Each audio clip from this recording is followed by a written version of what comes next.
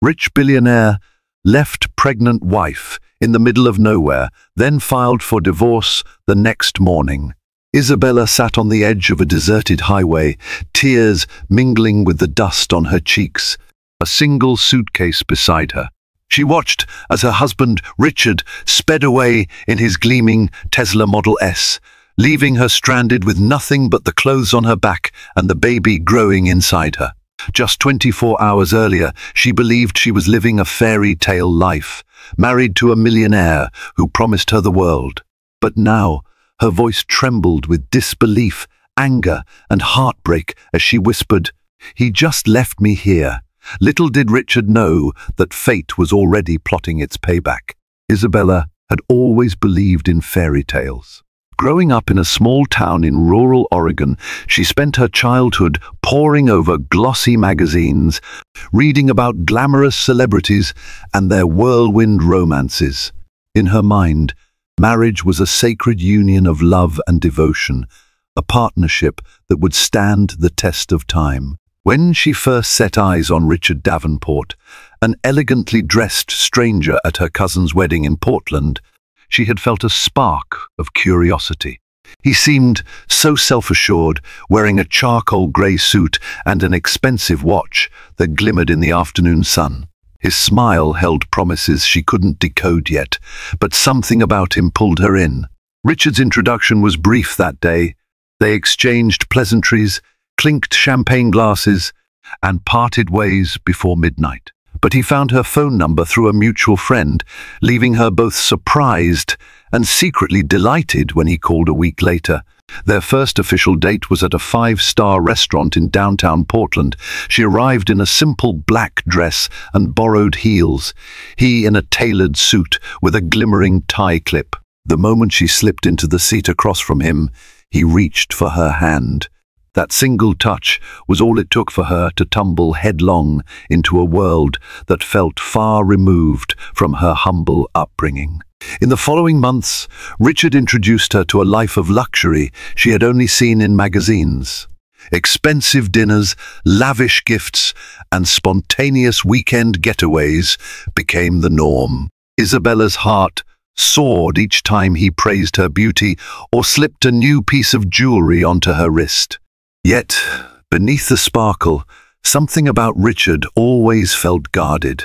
She tried to shrug it off, telling herself that he was a busy entrepreneur, juggling multiple business ventures. After all, he possessed a commanding presence in almost any room. People called him the Midas of real estate. The stories of his success were impressive. He had started flipping small homes in college before expanding into commercial properties across the West Coast.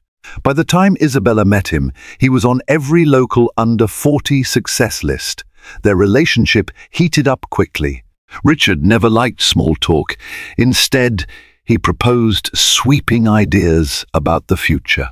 He wanted to marry early, to have the quintessential trophy wife by his side at networking events, philanthropic galas, and industry conferences. Isabella had never seen herself as a trophy. She loved reading, crocheting, and listening to country music. However, she couldn't deny how his attention made her feel. He seemed genuinely interested in her thoughts, her aspirations, and her dreams, or at least, that's what she believed. One snowy evening, just 6 months after they met, Richard proposed. They were at a ski resort near Mount Hood, warming themselves by the fireplace with cups of hot chocolate. He slid a breathtaking diamond ring onto her finger. Overwhelmed by the magic of the moment, Isabella couldn't speak, but his voice was smooth, like velvet on a cold night. "You're everything I've dreamed of, Bella." The ring sparkled in the flicker of the flames, and she thought she was indeed living her own Cinderella story. They married 2 months later in a luxurious ceremony at the Benson Hotel in Portland, a real landmark venue known for its opulent ballrooms and old-world charm. The day was a whirlwind of white roses and crystal chandeliers, the kind of wedding that ended up in society columns. Isabella's mother cried happy tears. Her father, wide-eyed at the extravagance, prayed that this grand love would last. For Isabella, it was a turning point. Standing in front of 100 guests, she felt like the luckiest woman on earth. But even amidst the celebration, Isabella noticed the faintest of cracks in Richard's facade. He barked orders at the wedding planner and scolded a server who accidentally spilled champagne on the carpet. She told herself it was just the stress of the wedding. The very next day, they flew first class to Tahiti for their honeymoon, where Richard showered her with attention and more gifts. Sitting on the beach, toes in the sand, Isabella breathed in the salty air and thought, "This is what perfect feels like." Little did she know, her happily ever after was about to morph into a nightmare. A nightmare that began with an unexpected pregnancy, leading to the day he left her at the edge of a dusty road and the heartbreak that followed.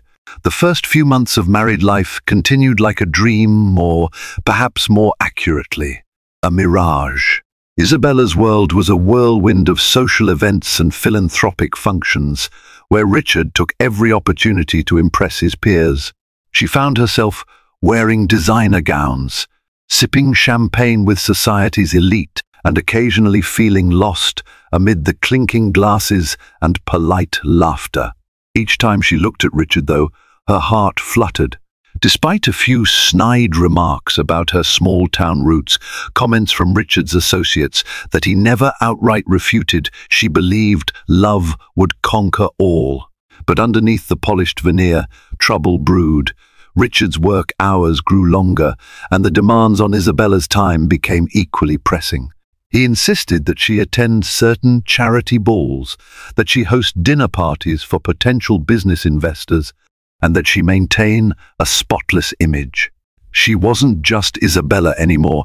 She felt she had become Miss S. Davenport, a role that came with its own set of unspoken rules and expectations. At first, she tried to comply wholeheartedly, wanting to be the perfect partner. She spent hours perfecting table settings, learning which wine paired best with salmon, and studying the names of his business associates so as not to slip up at a soiree. A few close friends from Isabella's old life worried that she was losing her sense of self. They noticed how she no longer called, how her once lively voice grew cautious. When her childhood best friend, Natalie, visited one weekend, she couldn't help but voice her concerns. "What happened to you, Bella? You used to sing off-key and dance barefoot. Now you're wearing 5-inch heels and forced smiles." Isabella tried to brush it off. "I'm happy," she said, plastering on a smile she'd perfected for camera flashes. "Richard is amazing. We have everything we need." But her tone wavered, and Natalie noticed. 1 month after her friend's visit, Isabella discovered she was pregnant. She found out by chance, in a rush of morning nausea that wouldn't go away. Sitting in the pristine marble-floored bathroom of their Beverly Hills penthouse, one of Richard's latest property investments, she stared at the positive test stick in disbelief. Her heart raced, torn between excitement and a gnawing fear. She recalled how Richard had once mentioned he wasn't certain about wanting children just yet, but that was a vague comment. Her mind spun with questions. Would he be thrilled? Would he be angry? She broke the news to him that evening. Richard was seated at his gleaming mahogany desk, poring over financial reports. Placing the test on the edge of the desk, her hands trembled. "Richard," she said softly, "I'm pregnant." He blinked, his expression momentarily blank. Then, closing his laptop with forced composure, he took a sharp breath. How far along?" "About 6 weeks," she replied, voice quivering with uncertainty. He stood up, paced back and forth across the plush carpet, then finally turned to face her. "Isabella, this changes everything," he said, his voice tighter than usual. "I have major deals in the pipeline, massive expansions.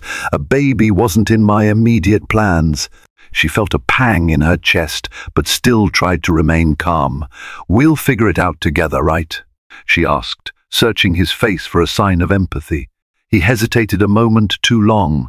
"Yes," he finally said, crossing the room to hold her shoulders. "It's just, this is unexpected. We'll talk more in the morning."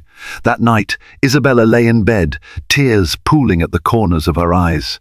Richard remained stone still beside her, as if carefully measuring his every breath. She listened for any sign of reassurance, a soft whisper, a comforting hand, but received nothing. Over the next few days, he became distant and irritable. Even though he insisted on taking her to her first prenatal appointment, she could sense his anxiety. His phone buzzed incessantly during the ultrasound.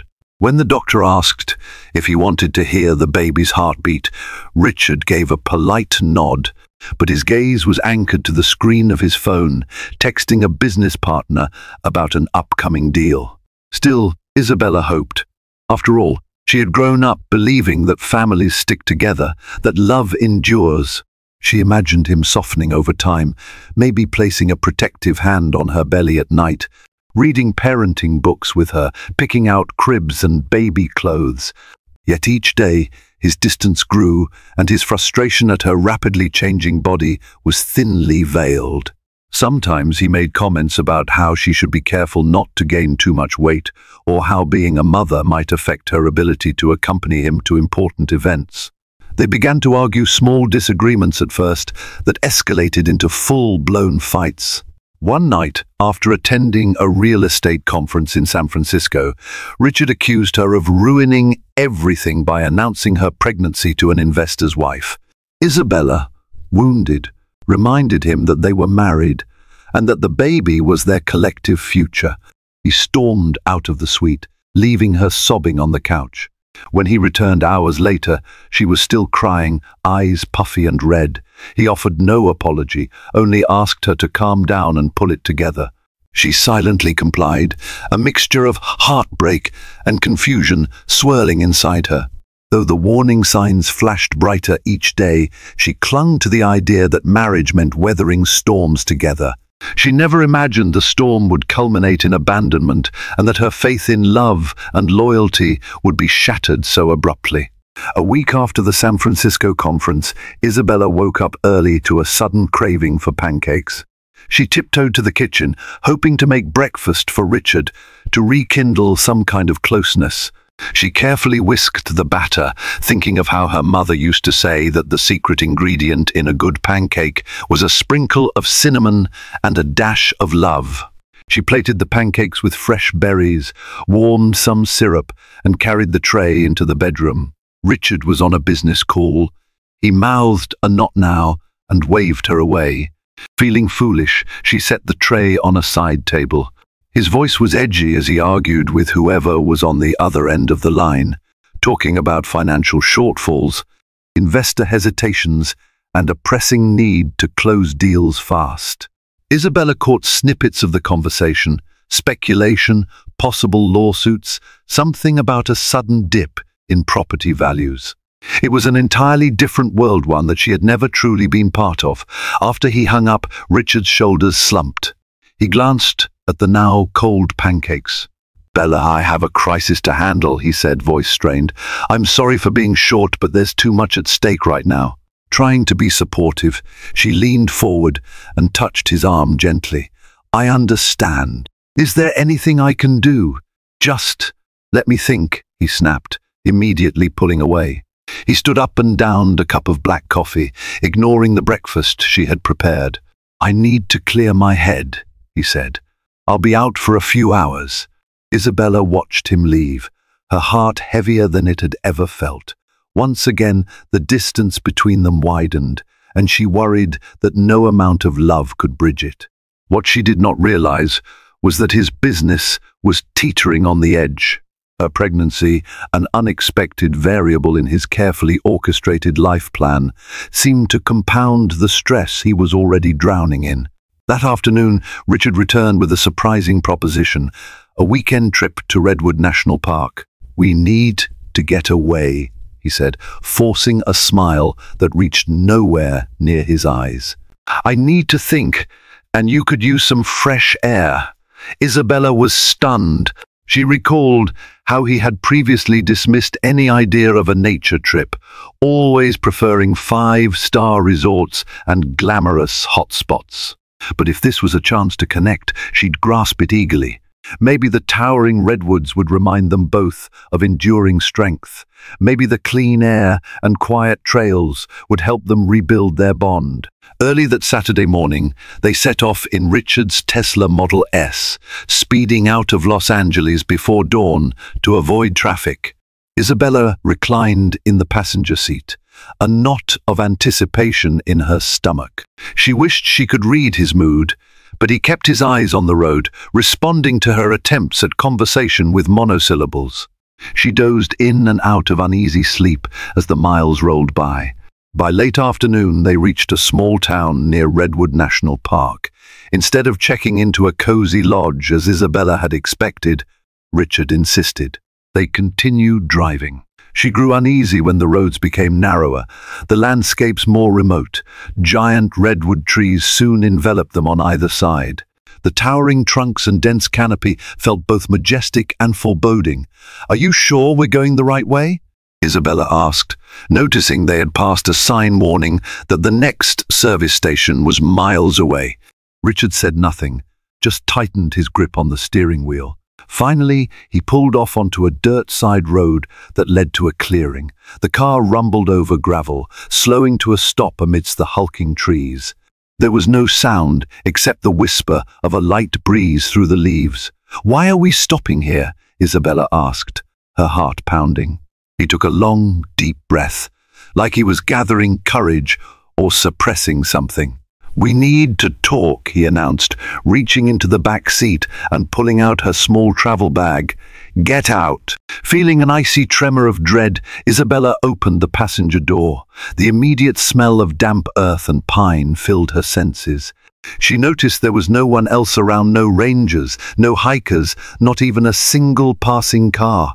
Richard dropped her bag onto the dirt and stared at her for a moment, his expression unreadable. "I have to go," he said, voice unexpectedly calm. "You have to go," Isabella repeated, her mouth dry. She waited for him to explain, to say this was a pit stop or part of some odd plan. But the pit in her stomach told her something else was happening. Without looking at her, Richard slid back into the driver's seat and revved the engine.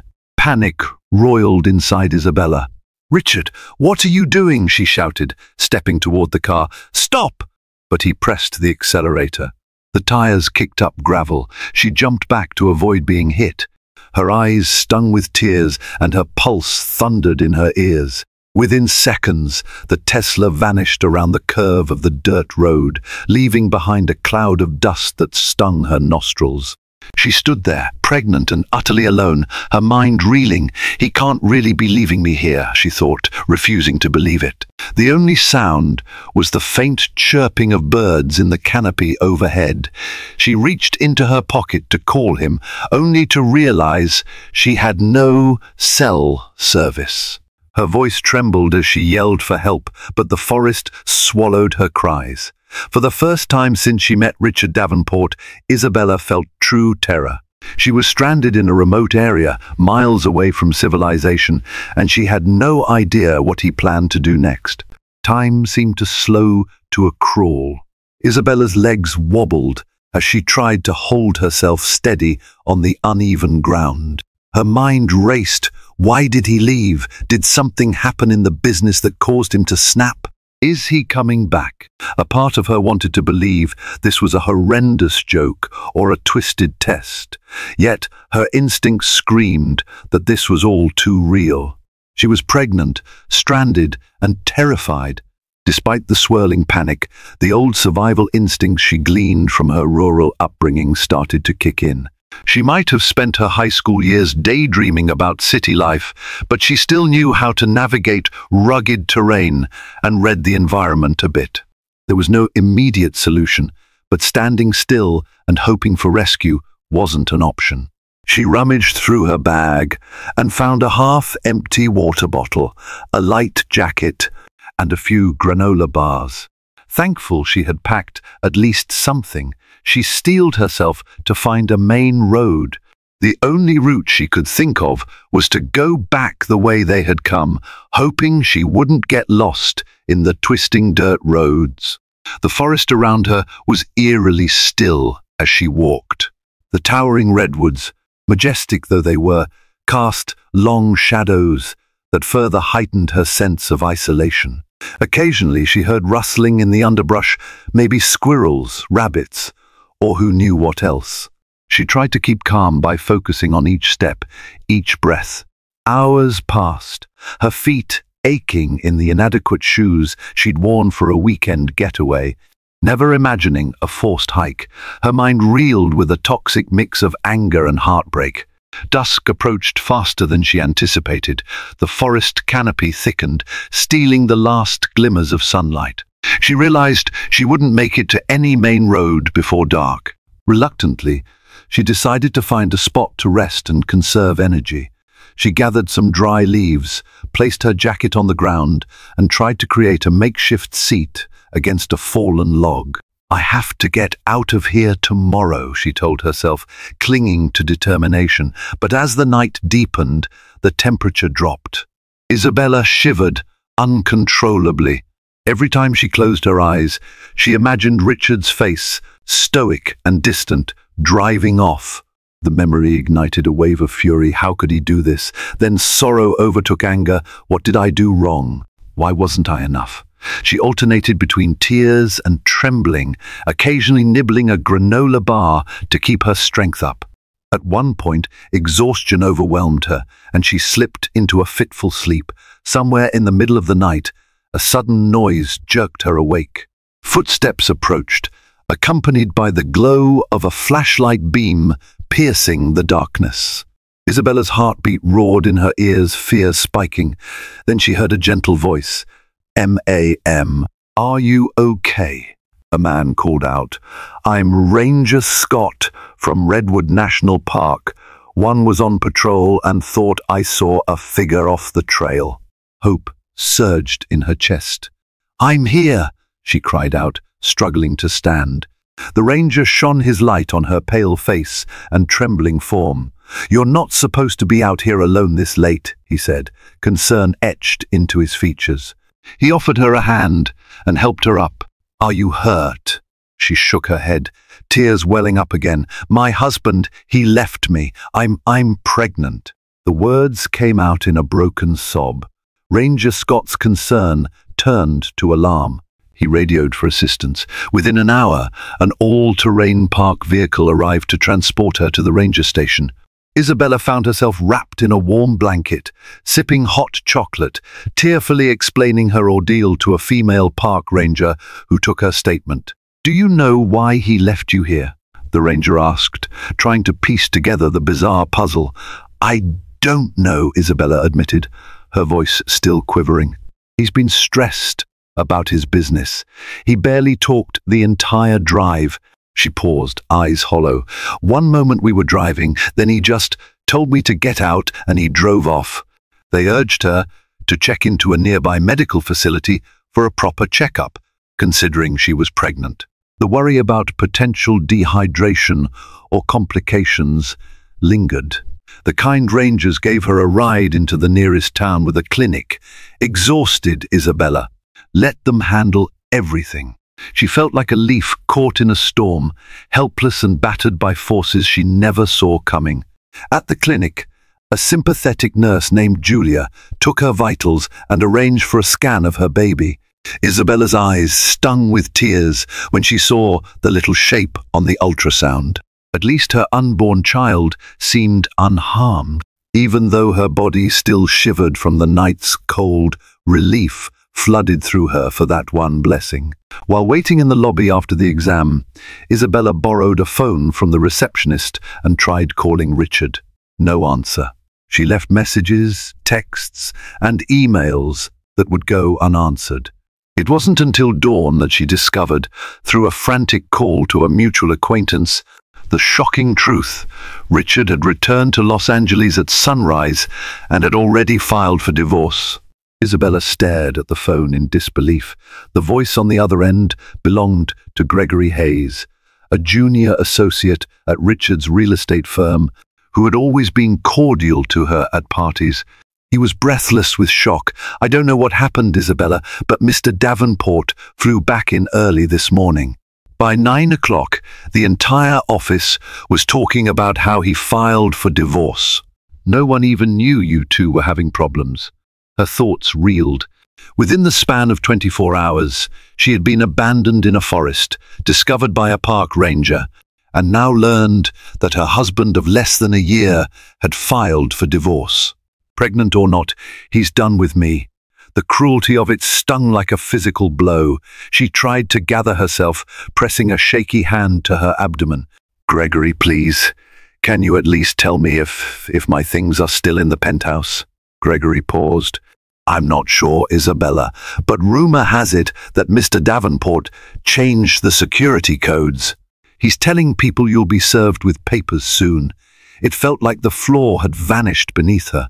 She realized she had no home to go back to, no stable ground. But overshadowing her personal loss was the fear for the baby. She pressed her hand to her belly, whispering, "I have you, and that's what matters." The kind staff at the clinic helped arrange a motel room for her in the nearest town, courtesy of a small voucher program the hospital ran for patients in need. The accommodations were modest: a single bed, a worn armchair, and a flickering TV. But after the night she'd had, it felt like a palace. She collapsed onto the bed, exhaustion claiming her. If not for her baby's presence, she might have sunk into a dark, bottomless despair. But she had to survive for this child. By the next morning, word had spread about her predicament. Rumors started swirling, even in Redwood National Park's tight-knit neighboring communities. A local news reporter caught wind of the story, though not all the details were accurate. Someone had spotted a wealthy man in a fancy electric car, driving at breakneck speed away from the park. Another local had seen the park rangers escort a distressed pregnant woman to a clinic. The puzzle was too tantalizing for the gossip mill to ignore. Isabella cringed at the thought of her shame becoming a local spectacle. Still, she had no time to dwell on embarrassment. She needed legal counsel. Fast. She called every number she could think of. The first few lawyers she reached wanted retainers she couldn't afford.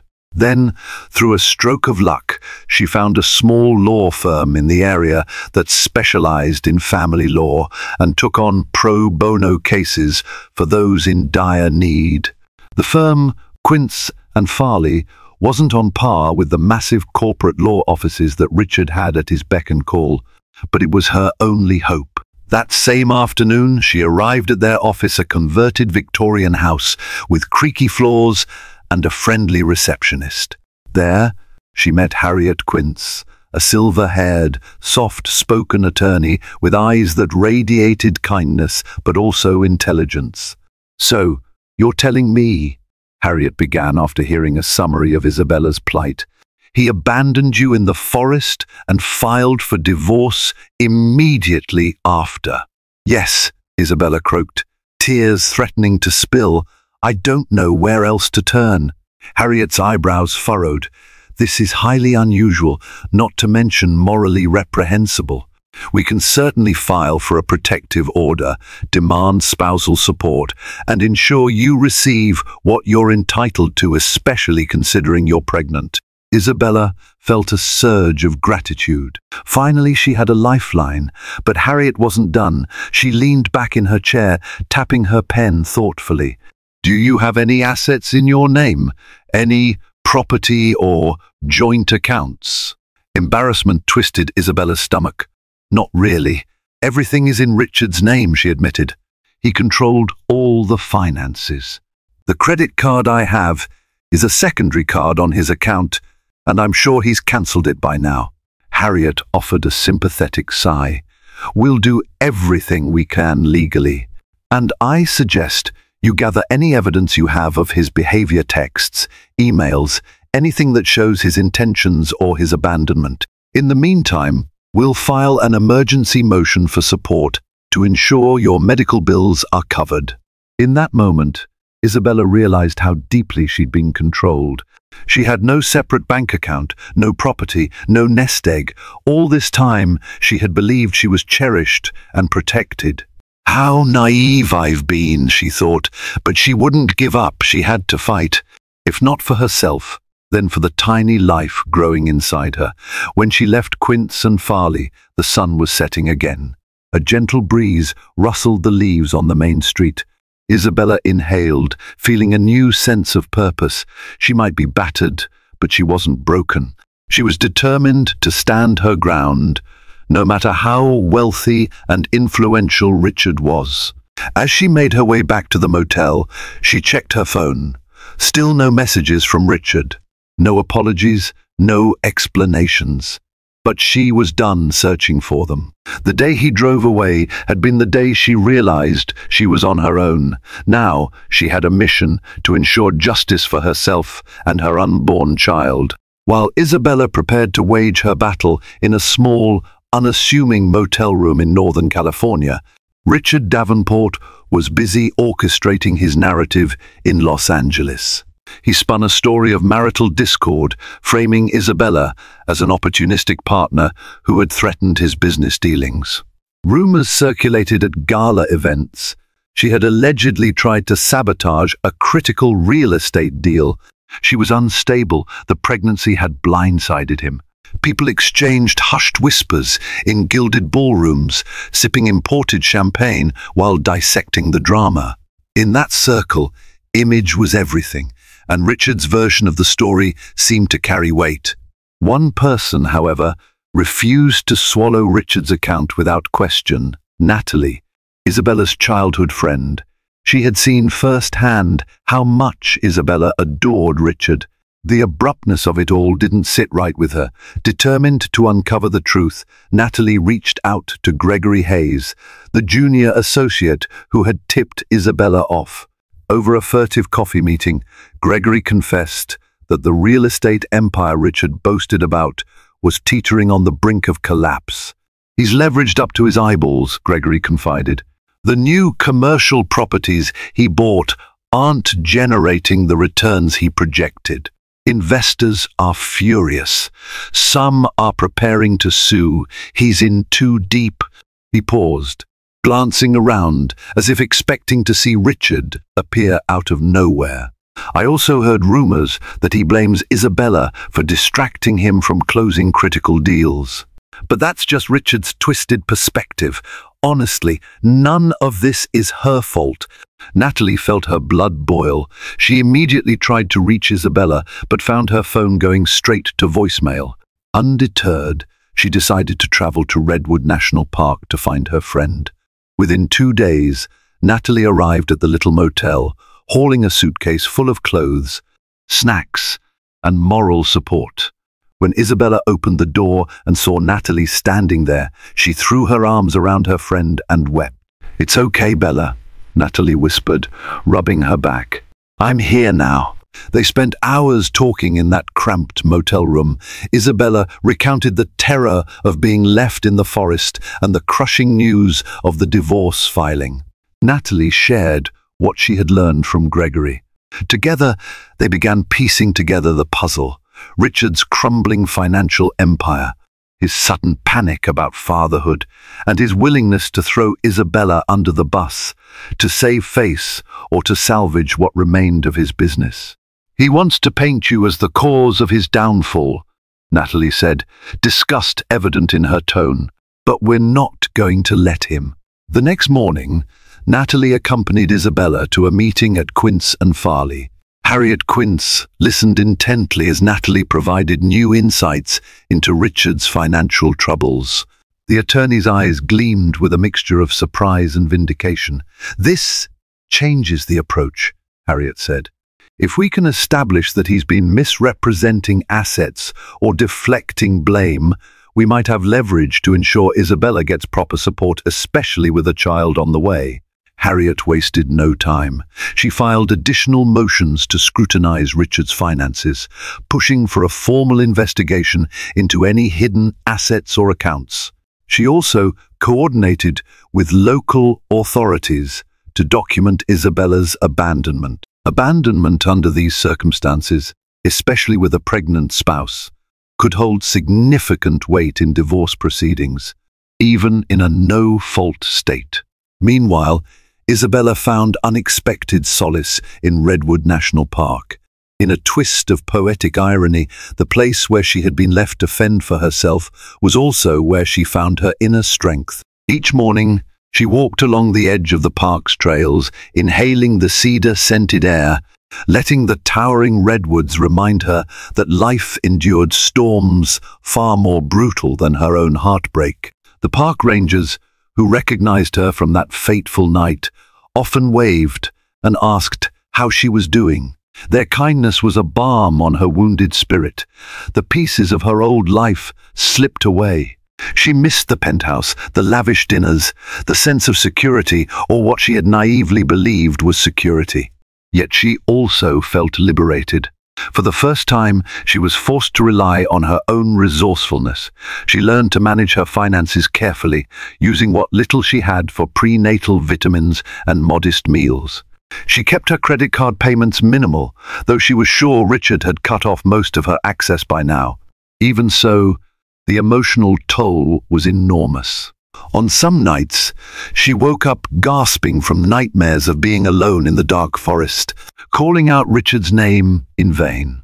On others, she'd dream of the baby, imagining a tiny hand curling around her finger, only to awaken tearful and disoriented. Yet each time she felt her child move a flutter in her belly, she remembered her purpose. This baby deserved a chance at life unburdened by fear and abandonment. Natalie did her best to cheer her up with small acts of kindness, bringing fresh flowers to decorate the motel room, playing Isabella's favorite country songs, even filming silly vlog-style videos to lighten the mood. Isabella would often blink back tears of gratitude. She might have lost her husband, her home, and her illusions, but she had not lost true friendship or her own willpower. As the weeks rolled by, Harriet's legal actions began to escalate. Court dates loomed. Richard's legal team responded with threats, claiming Isabella was unfit to demand spousal support or to keep custody of the unborn child. They painted a picture of a manipulative gold digger who only married Richard to claim his fortune. The audacity of these accusations angered Isabella, fueling a fiery determination within her. She was done being meek. She would fight back, not just for herself, but for her baby's future. And while legal papers flew back and forth, another battle was quietly brewing. Richard's empire was crumbling, and he was about to discover just how vicious karma could be.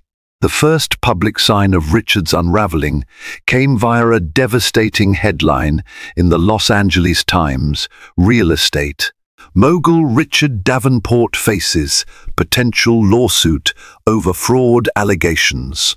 It appeared that at least 2 major investors claimed he had misled them about profits and valuations. The article hinted that more investors might follow suit. Overnight, his name turned from that of a celebrated up-and-comer to a disgraced businessman on the brink of scandal. For Isabella, seeing that article brought a conflicted mixture of satisfaction and sorrow. She took no pleasure in watching a man she had once loved being publicly taken down, but she couldn't ignore the fact that his empire's decline was poetic justice for the way he'd treated her, especially leaving her pregnant and alone in Redwood National Park. Meanwhile, Harriet Quince pressed forward with the legal case against Richard. She wrote letter after letter to his attorneys, demanding to know how he planned to provide for his pregnant wife. Yet the only response from Richard's side remained combative. They insisted Isabella was no longer a relevant party, a phrase so callous it left Isabella stunned. Then one day, Harriet received a tip from a contact in the real estate world. Richard was preparing to liquidate several properties under his name, possibly to stash away any proceeds and keep them out of reach during the divorce. In a race against time, Harriet filed an emergency injunction, hoping to freeze his assets and ensure Isabella's rightful share wouldn't vanish. As the legal drama intensified, Isabella's personal life took an unexpected turn. She had managed to find a short-term administrative job at a local non-profit that assisted underprivileged families. It didn't pay much, but it provided her with a sense of routine and purpose. The staff welcomed her warmly, and she often found herself connecting with struggling mothers who recognized her own quiet determination. She kept her situation private, not wanting to gossip about her estranged millionaire husband. Instead, she focused on the tasks at hand, drafting proposals, organizing small charity events, and found solace in helping others. The Redwood community embraced her too. She made new friends who didn't care about her connection to wealth or status. An older couple who ran a diner near the motel, Mr. and Mrs. Thompson, treated her like family. She began to feel that perhaps this quiet, grounded life was more real than the glitz and glamour she'd left behind. One crisp morning, while sipping tea at the diner, Isabella got a call from Harriet's office. The tone of Harriet's voice signaled that something big had happened. "He wants to propose a settlement," Harriet announced. "Richard?" Isabella asked, nearly dropping her cup. "Why now?" Harriet explained that Richard's lawyers had reached out with a preliminary offer. They wanted Isabella to sign a non-disclosure agreement in exchange for a sizable sum, enough to cover basic living expenses and medical costs. But there was a catch. The settlement demanded that Isabella relinquish any claims to Richard's current or future assets, accept a no-contest divorce, and most horrifically renounce parental rights to the child once it was born if Richard chose to claim custody later. Isabella's stomach turned. "That's insane," she whispered, her voice laced with anger. "He abandons me, then wants me to give up the child." Harriet's reply was calm but resolute. "We'll reject this. It's insulting. However, we need to be prepared that he might escalate." Sure enough, the next day, a letter arrived for Isabella at Quince and Farley. It contained explicit threats, disguised as legal jargon mention of defamation countersuits, statements that suggested Isabella was unstable, references to evidence that might paint her as unfit to be a mother. The letter even included a flimsy claim that the baby might not be Richard's. "It's absolutely disgusting," Harriet fumed, slapping the document down on her desk. "He'll throw anything at the wall to see what sticks. We'll respond in kind." Despite Harriet's unwavering support, Isabella felt her courage waver. She called Natalie that night, her voice shaking. "I'm terrified. What if he somehow convinces a judge I'm an unfit mother?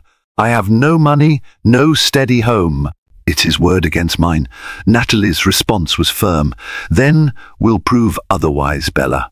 We'll show the world who he really is. You're not alone. You have me, Harriet, and everyone who knows the truth." And so Isabella took a deep breath, squared her shoulders, and prepared for the next round of the fight. She wasn't the same naive woman who had once believed in unconditional love without question. She had been tested, broken down, and forced to rebuild piece by piece. Now, every choice she made was for her child's future. As legal proceedings advanced, Richard's downfall continued. The lawsuits against him multiplied, tarnishing his name further.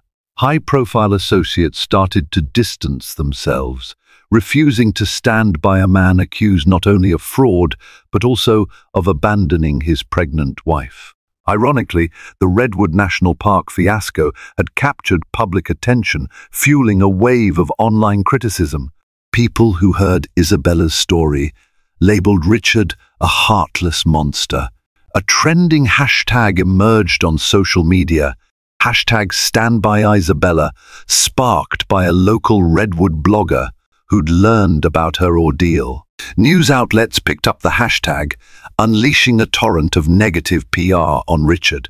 Those who had once envied his success now reveled in his disgrace. And as each day passed, Isabella grew stronger, nurtured by the quiet Redwood community. Her unwavering friend, Natalie, and a baby growing steadily inside her. The storm raged on, but she no longer felt powerless. She was forging a new destiny, one that would soon collide with Richards in a final, dramatic confrontation. As the court date neared for the preliminary divorce hearing, Isabella found herself in a swirl of emotions. She sat in Quince and Farley's modest conference room, reviewing documents and statements. Each page was a reminder of the life she'd lost and the terrifying legal labyrinth she now navigated. Harriet guided her patiently, making sure she understood every detail before she signed off on testimonies or affidavits. The hearing would determine temporary spousal support, medical coverage, and set the stage for further proceedings. Most crucially, it would address the question of the unborn child's paternity and custody arrangements. Once the baby arrived, on the morning of the hearing, Isabella stood in front of the mirror in her motel room, smoothing the wrinkles of a second-hand black blazer and a flowing dress that concealed her growing bump. She inhaled slowly, reminding herself that she was no longer the timid girl following her husband's lead. She was here to protect her future and her babies. Natalie drove her to the courthouse, offering quiet reassurances along the way. They arrived to find a small crowd of reporters hovering, cameras ready. "Miss Davenport, do you have any statement? Is it true your husband left you in the wilderness? Are the fraud allegations connected to your divorce?" The questions flew in rapid succession, but Isabella pressed her lips together and walked on, refusing to engage. Harriet had advised her to stay silent and let the legal work speak for itself. Inside, the courtroom was tense. Richard sat at one table, flanked by two expensive lawyers who whispered furiously in his ear. He barely looked at Isabella, his face fixed in a mask of stern indifference. Isabella, for her part, felt a swell of nausea, not just from pregnancy, but from the heartbreak of seeing the man she'd once loved turned into a stranger. Harriet began by laying out the facts: Isabella's pregnancy, her abandonment in Redwood National Park, and Richard's immediate filing for divorce. She presented medical records confirming the pregnancy, the ranger's report detailing Isabella's rescue, and the timeline that painted a stark picture of intentional desertion. Richard's lawyers attempted to flip the narrative. They argued Isabella was unpredictable, that she had threatened Richard with baseless demands upon discovering she was pregnant. They even insinuated that the baby might not be Richard's, calling into question Isabella's fidelity. Harriet swiftly countered by pointing out that no evidence supported these claims. She added that such allegations were a transparent attempt to dodge responsibility. As the hearing went on, Richard's mask cracked ever so slightly. He shot Isabella glances that ranged from anger to desperation. At one point, he even seemed on the verge of speaking up himself, but his lawyers held him back. The judge, a stern woman with graying hair, listened intently to both sides. Then she leaned forward, eyes narrowed. "Mr. Davenport, the claims against you are serious," she said.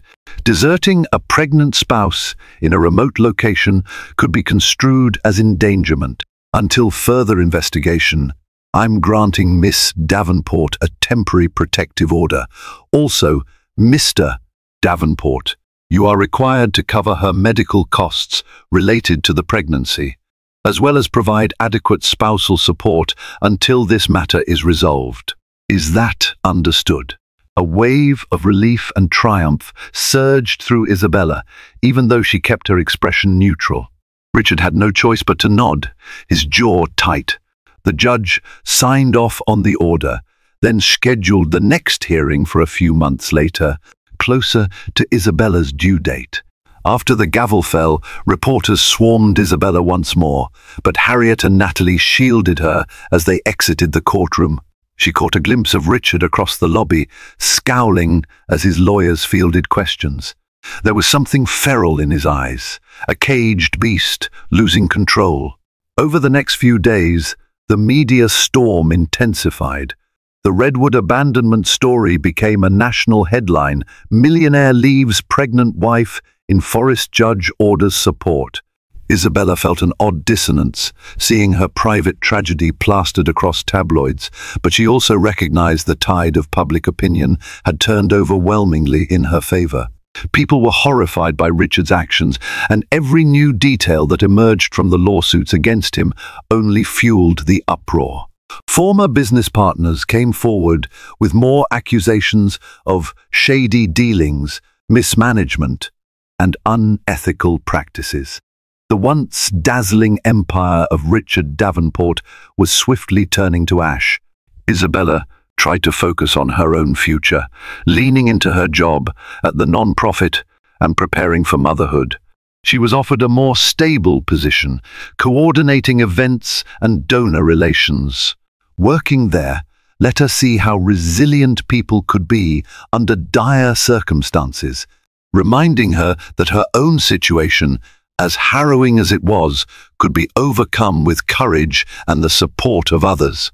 That realization spurred her to start a personal journal, documenting her transformation. She wrote down the night in Redwood National Park, the fear she felt, and the fierce love she already had for her unborn baby. She chronicled her legal battles, her anxieties about public scrutiny, and the small victories that kept her going. One evening, Harriet called with an update. "We've discovered some questionable transfers in Richard's accounts," she explained. "He might have been funneling money into offshore assets. If we can prove this, it'll strengthen our case for a fair settlement." Isabella clutched the phone tighter. "Good. I want him to be held accountable, Harriet. I want him to realize that money and power don't give him the right to discard people like trash." "He's learning that lesson the hard way," Harriet said softly. "But be prepared, he's wounded, and wounded people can lash out." Isabella knew that was true.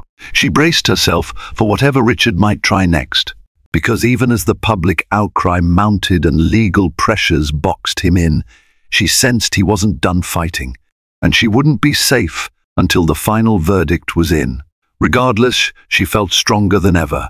The redwood trees swayed under the night sky, a silent testament to nature's resilience. She thought of how their rings told stories of storms weathered, fires survived. "I'm weathering my storm," she told herself, "and I will survive too." Life can change in an instant. Isabella had learned that the hard way. But in the months following the preliminary hearing, she discovered that life could also change through small, persistent steps forward. Her belly grew, and with it, her sense of hope. She found a modest apartment above a bookstore in the same small town near Redwood National Park. The landlord, an older woman named Agnes, greeted her warmly. "I've heard about your situation," she said, refusing to gawk or pry. "We've all got tough stories, dear, but you're safe here." The apartment wasn't luxurious, just a cozy bedroom, a living area, and a kitchen that overlooked the town's main street, but it was hers. The first place that felt like a genuine home.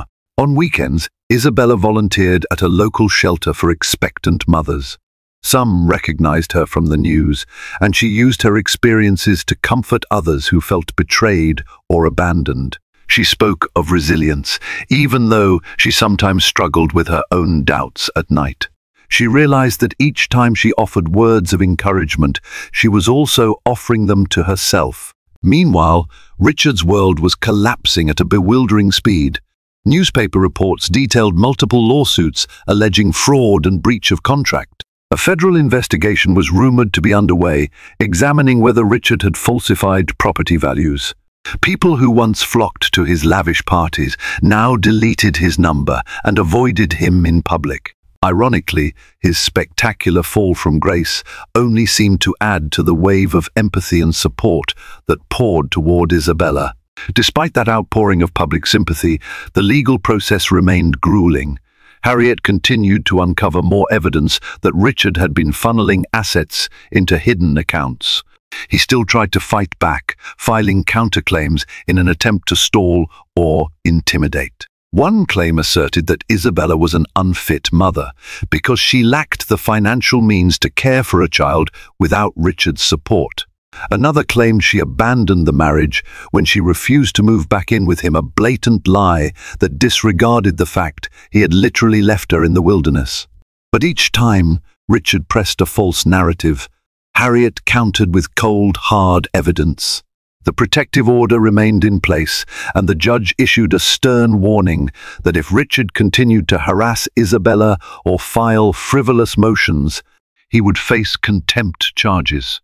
Eventually, Richard's legal team tried a new tactic. They reached out privately to Harriet, suggesting a more amicable settlement. They proposed a lump sum payment to Isabella in exchange for dropping any further claims and signing a strict confidentiality agreement. This time, the amount was even larger, enough to provide for Isabella and her child for many years. But it also came with a demand. Richard wanted no claim to the child. He wanted to wash his hands of them entirely. Late one night, Harriet and Isabella sat together in the law firm's conference room, reviewing the settlement offer. Isabella ran her fingers over her growing belly, tears brimming in her eyes. "It's more than enough to make a fresh start," Harriet said gently. "But it also means relinquishing the right to pursue him for child support later. If you sign this, you're effectively cutting him out of your life forever, and your child's life as well." Isabella stared at the papers. It was surreal. The man she had once adored, who had promised her a fairy tale marriage, was now willing to pay her off just to disappear. Part of her quivered with rage. Another part felt an unexpected tinge of relief. Life would be simpler if he was gone for good. Yet there was a bigger question. Did she want Richard Davenport to have any legal foothold in her child's life? Could she trust that he wouldn't show up years later, demanding custody or interfering out of spite? And even if he never cared to be a father, would her child one day question why they were cut off from half their family? "I don't want his money," Isabella whispered finally, her voice trembling with conviction. "I only want enough to ensure my baby is cared for. But I'm terrified he'll hurt us in the future if he has any legal claim." Harriet pressed her lips together. "We can negotiate. The courts tend to favor the mother in a situation like this, especially given his abandonment. If you want to ensure he has no involvement, we can pursue that route. But you're entitled to the financial support, Isabella. You can't just walk away with nothing." She nodded, tears sliding down her cheeks. "I'll take what's fair," she said, "but I won't sign away my child's right to know the truth. If they grow up and want to find him, I can't be the one who stood in the way. That's my final say. No more hush money." Harriet nodded, respect clear in her gaze. "We'll proceed, and if he really wants to sign away parental rights, let him do so under the court's supervision, not through hush money." That night, Isabella prayed for strength. She prayed for her child, that they would never feel the sting of abandonment. And, ironically, she prayed for Richard too, that one day he might see the error of his ways. But she would not beg him to change. She was done with illusions. The next week, Harriet sent a counter-proposal to Richard's team, stating that Isabella would accept a fair settlement, one that included consistent child support unless Richard legally and publicly relinquished parental rights through due process. No confidentiality agreement, no hush money, take it or leave it. Days turned to weeks with no immediate response. Isabella didn't hold her breath. She continued preparing for the baby, setting up a small crib by the window of her new apartment, crocheting tiny blankets with yarn donated by local mothers.